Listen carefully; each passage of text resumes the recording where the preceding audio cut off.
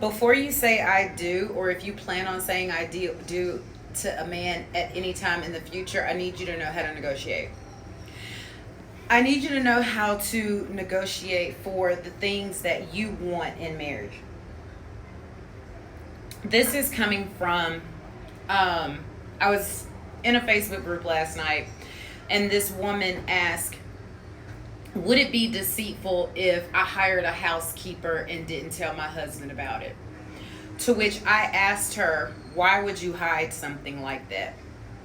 She says, because my husband said he doesn't want anyone touching his shit.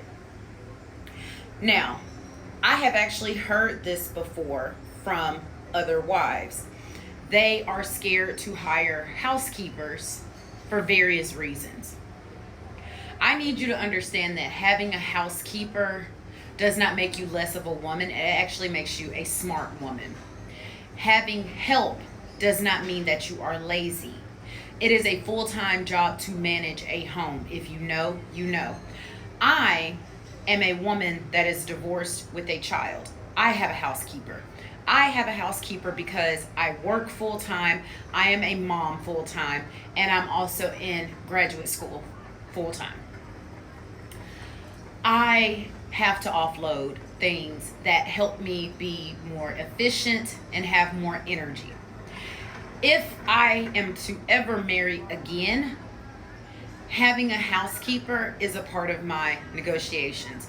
And honestly, I would like to marry a man that he doesn't even see it as a negotiation. He sees it as, I get why you want one, let's get one.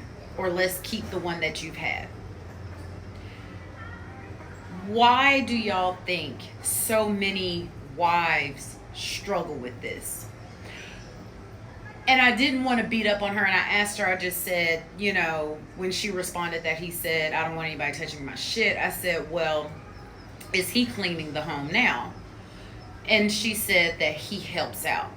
Well, I'm willing to bet her definition of him helping out is actually less than what I thought it was.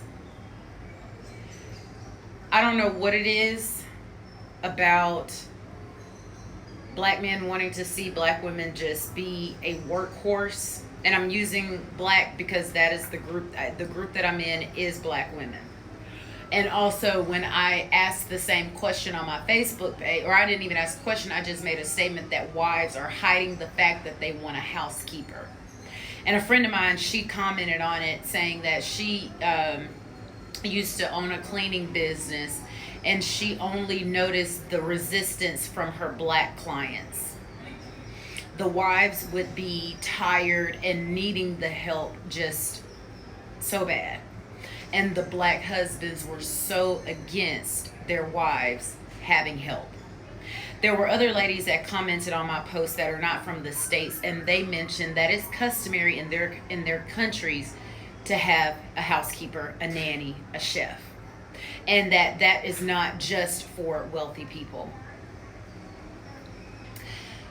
Understand that yes, being engaged is fun, getting married is fun, but when it comes down to it, I don't care what people say, marriage is in fact a business.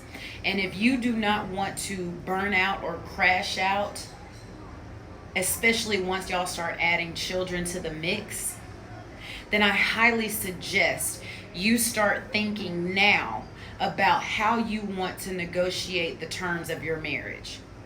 A friend of mine, I'm going to tag her in this video, she did a fabulous course years ago, and one of the modules in the course was about marriage negotiations. There are so many marriage negotiation topics that she could probably talk about it forever. This is very customary outside of the U.S., having marriage negotiations.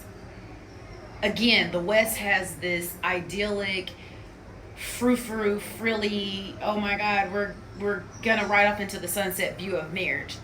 It's not that. It can be a part of it, but it's gonna ebb and flow. If you know that you need a housekeeper, negotiate for your housekeeper. It's a lot of people that make fun of the ladies on this app that talk about what they require for if they push out a man's baby. I don't see anything funny about that. I actually find that very, I mean, I don't see what's funny about it. If you want these things and your husband is able to provide it, do it.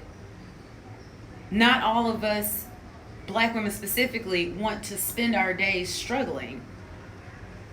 We don't want to spend our days breaking our back.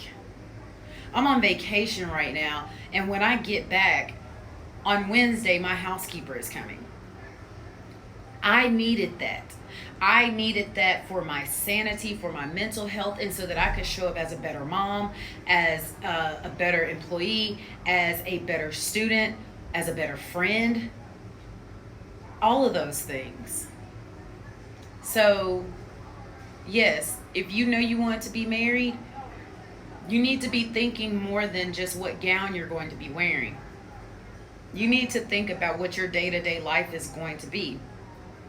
Do you want a vacation 3-4 times a year? 2 of those being family trips, 2 of those being couples trips, or 2 being family trips, 1 being a couples trip, and 1 being a solo trip? Housekeeper, lawn care, where are the kids going to go to school? Will you do aftercare? Will you have a nanny? Is it in the budget to have a chef? How frequently will you upgrade your car? Where will y'all live? How will the future be planned for as far as retirement and investments go? How will the children's post high school graduation education be paid for? Where will in-laws go when they become an age where they are no longer able to take care of themselves?